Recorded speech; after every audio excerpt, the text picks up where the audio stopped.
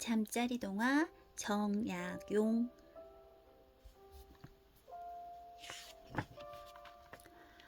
퍽퍽퍽. 약용의 발길질에 엉덩이만한 호박들이 퍽퍽 뭉개졌어요. 호박밭은 금세 누런 호박들로 뒤범벅이 되었어요. 아이고 도련님, 이거 없으면 우리 굶어 죽어요. 농부가 멀리서 발을 동동 구르며 뛰어왔어요. 약용은 호박을 뭉개느라 농부가 오는 줄도 몰랐답니다. 나으리, 제발 도련님 좀 말려주세요. 농부는 얼른 약용의 집으로 달려갔어요. 아버지는 농부의 말을 듣고 미안한 마음을 감출 수가 없었어요. 이 녀석, 들어오기만 해봐라. 아버지는 화가 크게 나셨어요. 어머니, 배고파요. 장난꾸러기 약용이 아무것도 모른 채 들어왔어요. 약용아, 너 이리 좀 들어오너라. 약용은 움찔하며 방으로 들어갔어요. 종아리 걷어라. 아버지는 긴 회초리를 준비해 두고 계셨어요. 가난한 농부가 애써 지은 농사를 다 망쳐놓고 어찌 네가 사람이라 할 수 있겠느냐. 약용은 종아리에 빨간 줄이 나도록 매를 맞았어요. 약용의 눈에서 닭똥 같은 눈물이 뚝뚝 떨어졌어요. 철부지 약용이 이제 철이 드나 봅니다.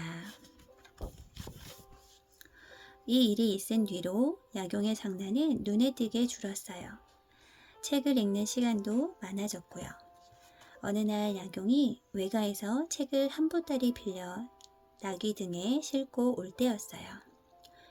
지나가던 선비가 약용을 신기한 듯 쳐다보았어요. 며칠 후 약용과 선비는 길에서 다시 마주쳤어요. 이번에도 책을 잔뜩 싣고 가는 약용에게 선비가 물었어요. 책은 읽어야지. 나귀 등에 싣고 다니기만 해서야 쓰겠느냐. 그러자 약용이 또랑또랑한 목소리로 대답했어요. 이미 다 읽었는걸요? 약용은 책 속에 있는 글을 줄줄 외웠어요. 선비는 너무 놀라 입이 딱 벌어졌어요. 정약용은 15살에 결혼을 했어요. 그리고 온 가족이 임금님이 계신 한양으로 이사를 갔답니다. 아버지가 높은 벼슬을 하시게 되었거든요. 한양에 가면 글을 많이 읽은 어르신들과 매형을 만나볼 수 있을 거야. 매형은 정약용이 모르는 것이 있을 때마다 친절하게 가르쳐 주었어요. 서양에 대해 쓰여 있는 책들도 이것저것 보여주었고요. 서양을 소개한 책에는 실제 생활에 관한 것들뿐 아니라 하느님을 믿는 천주교에 대해서도 씌어 있었어요. 정약용은 이 책을 통해서 새로운 것들을 많이 깨닫게 되었답니다. 정약용의 학문은 날이 갈수록 깊어졌어요. 학문을 통해 백성들을 돕는 길이 없을까? 곰곰이 생각하던 정약용은 과거 시험을 치르기로 했답니다. 얼마 후 정약용은 과거 시험에 합격했어요.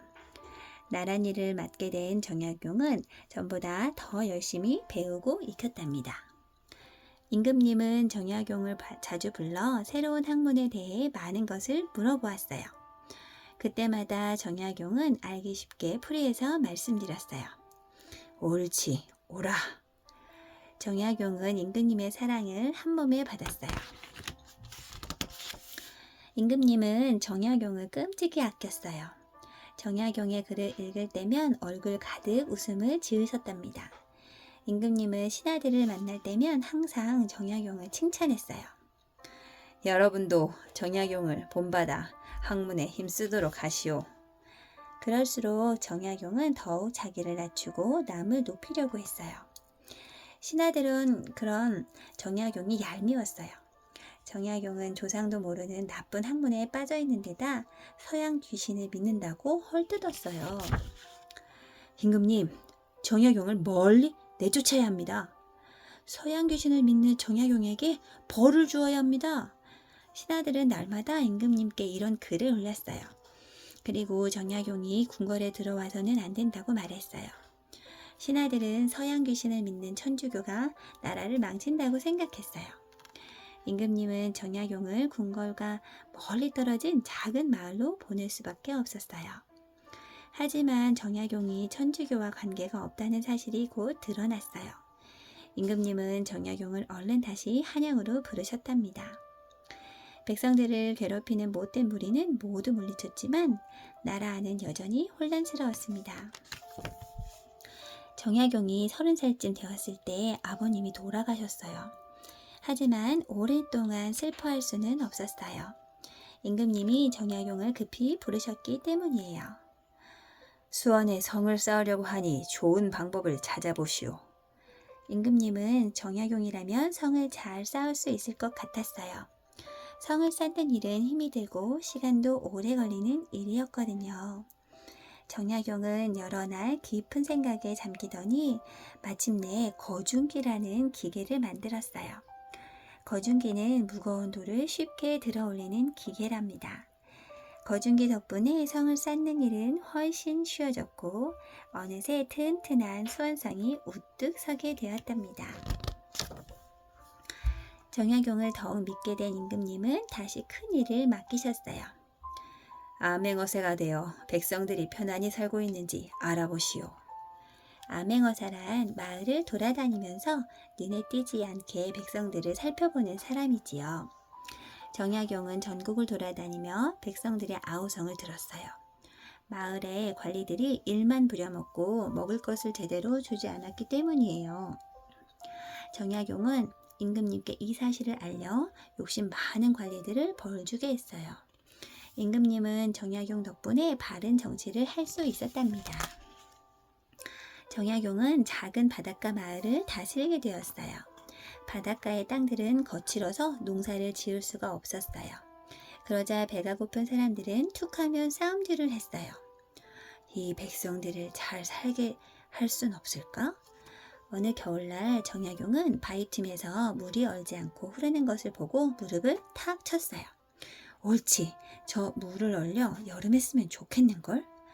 정약용은 웅덩이에 기름 종이를 깔고 물을 받아 얼렸어요. 그리고 녹지 않도록 땅 위에 짚을 두껍게 덮었어요. 다음에 여름은 유난히 더워 마을마다 난리였어요. 정약용은 마을 사람들에게 얼음을 나누어 주었어요. 마을 사람들은 이웃 마을에 얼음을 나누어 주었고요. 정약용은 마을 사람들에게 어려울 때 서로 돕는 아름다운 마음을 일깨워 준 거랍니다. 정약용을 아끼던 임금님이 돌아가시고 어린 아들이 뒤를 이어 새 임금이 되었어요. 신하들은 편을 갈라 전보다 더 심하게 싸웠어요. 또 천주교를 믿는 사람들을 마구 잡아들였어요. 서양 귀신을 믿는 놈들은 아주 혼쭐 나야 해. 천주교를 믿는 많은 사람들이 심한 매를 맞고 피를 흘리며 죽어갔어요. 정약용도 형들과 함께 끌려와 감옥에 갇혔어요. 못된 신하들은 이번 기회에 정약용을 죽이려고 생각했어요. 정약용은 겨우 목숨만은 건지고 멀리 쫓겨났어요. 셋째 형은 감옥에서 그만 목숨을 잃고 말았고요. 정약용은 작고 누추한 집에서 18년을 외롭게 살아야 했어요. 고향이 너무 그리울 때면 뒷동산에 올라가 남몰래 눈물을 흘리기도 했어요. 그러나 한숨만 쉬고 있을 수는 없었어요. 백성들이 편안하게 살도록 하기 위해서 정약용은 자신이 알고 있는 모든 것을 글로 남기기로 했어요. 하인은 하루 종일 어두컴컴한 방 안에서 글만 써 내려가는 정약용의 건강이 걱정되었어요. 나으리, 밖으로 나와서 맑은 공기라도 쐬시지요. 그럴 때마다 정약용은 나직한 목소리로 대답했어요. 나중에 나감세. 지금은 할 일이 너무 많네. 정약용의 분놀림에는 갈수록 힘이 좋아졌어요. 정약용이 쓴 책들은 500권도 넘는답니다. 그 중에 목민심서라는 책은 아주 유명하지요. 백성을 잘 다스리기 위해 마을 수령이 갖추어야 할 마음 자세가 적혀 있어요. 경세유포표라는 책은 나라의 여러 제도에 대해 쓴 책이고요. 정약용의 책들은 실제 생활에 도움이 되는 것들로 가득 차 있어요. 나라와 백성을 위하는 정약용의 아름다운 마음이 담겨 있지요. 정약용은 멀리 쫓겨나 있어도 항상 백성이 잘 살고 나라가 잘 되기를 바라며 살아온 분이었답니다. 정약용은 58살이 되어 고향에 돌아올 수 있었어요. 고향에 돌아온 정약용은 낮에는 손수 농사를 짓고 밤에는 글을 계속 썼어요. 정약용은 백성들을 어리석게 보고 농사일을 부끄럽게 여기는 다른 선비들과는 달랐어요. 정약용은 언제 어디서나 백성들을 위해서 살고 싶었어요. 정약용은 75세 되던 해에 고향집에서 조용히 눈을 감았어요. 지금도 많은 학자들이 정약용의 학문을 연구하며 따뜻한 마음을 본받고 있답니다. 한 학자가 열심히 책을 읽고 있는 소년을 보았습니다. 어떤 책을 읽는지 슬쩍 살펴보니 매우 어렵고 긴 역사책이었습니다. 설마 내용을 알까 싶어 물어보았더니 그 소년은 거침없이 답변을 했습니다. 큰 인물이 되겠구나. 이렇게 생각한 학자가 바로 최고의 학자 중 한 명이었던 이서구이며 그 소년이 바로 정약용입니다. 정약용은 누구보다 많은 책을 읽었습니다. 특히 그가 서양 학문에 대한 책들을 두루 살피며 동양보다 매우 과학적인 지식이 많다는 사실을 알고는 적극적으로 그 과학 지식을 도입하고자 노력했습니다. 바로 책에서 얻은 지식들을 현실에 적용하기 위해 노력한 것이지요. 그러한 노력의 결과가 집대성된 것이 바로 수원 화성의 건축입니다. 그가 개발한 거중기의 힘이 컸지요. 정약용은 임금님의 사랑을 받았지만 또한 많은 신하들의 미움을 사 대부분의 세월을 힘들게 보낸 학자이기도 합니다. 그러나 그가 수많은 책에서 얻은 지식을 현실에 적용하기 위해 노력하였으며 그 결과물을 남겨주기 위해 500여 권이 넘는 책을 쓰기도 한 위대한 학자였습니다.